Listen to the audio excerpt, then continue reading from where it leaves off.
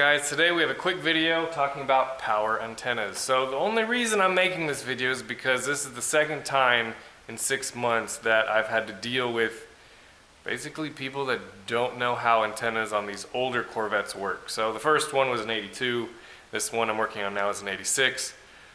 But let me show you the differences so that hopefully it saves someone from ruining another antenna, ruining another relay, that kind of thing. So we're working on this 86, and this 86 is actually very similar. In reality, the system is very similar to an 82. So in C3s, I believe the first power antenna was 78, and they ran the same way. If you look at this antenna, you have 3 different wires. You have a green, a gray, and a white, okay? So the way this antenna works is different than, let's say, a normal modern antenna. This is the antenna that I pulled out of the Corvette, which is clearly incorrect. It has a blue, a black, and a red. So the way this antenna works is very simple. All modern antennas work this way. Black is your ground, it stays the ground.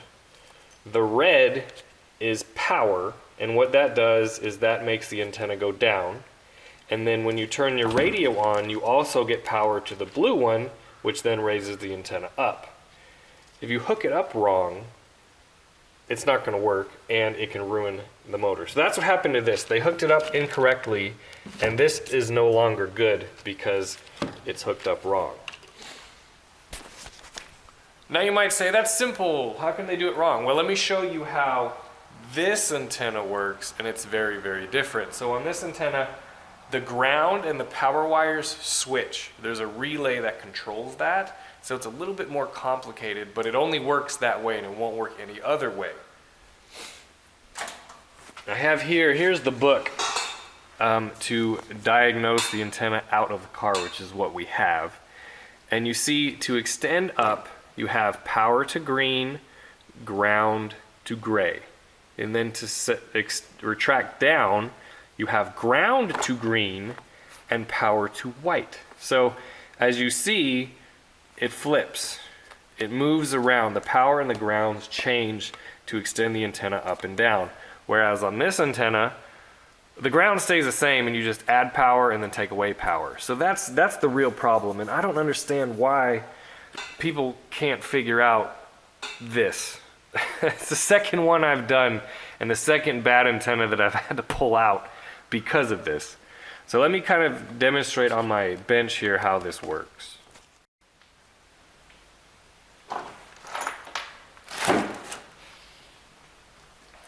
Alright, according to this book, to extend it up, battery power to green and then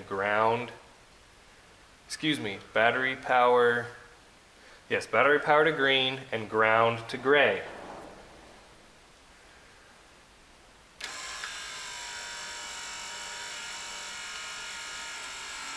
Works.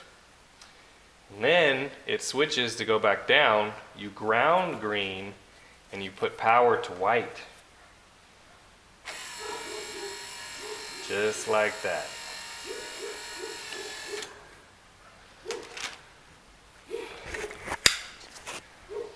I mean, I hesitated to make this video, but the guy took this to a car audio shop, someone who puts in stereos and radios for a living.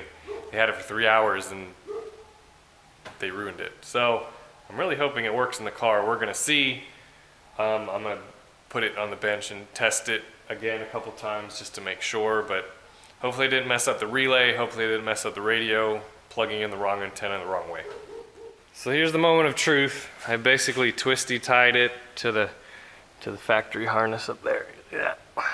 But the reason I'm doing this is so I can test this before I bother to spend the hour it's going to take to put it up in the car. Alright. Key is on. So now I'm going to turn the radio on.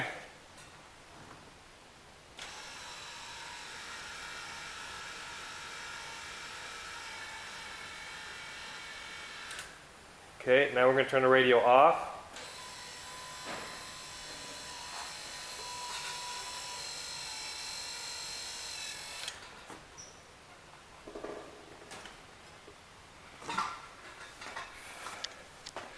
So there you go, it's pretty simple. got a C4 video. Look at that.